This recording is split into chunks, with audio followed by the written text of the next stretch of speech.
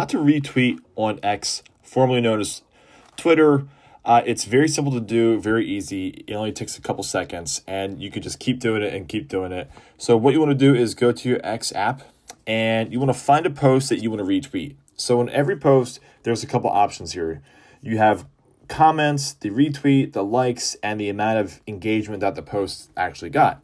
So what we can do from here is go ahead and hit the second option here where you see the two arrows kind of following each other, and that is the repost or the retweet. So we can go ahead and repost this, and that essentially retweets the tweet itself. What you can do is go ahead and you can just go ahead and click on the post itself, and then from here do the same thing and just hit those two arrows right below the post and go ahead and retweet this, and there you go. It's very simple. Don't overthink it. It's super easy to go ahead and retweet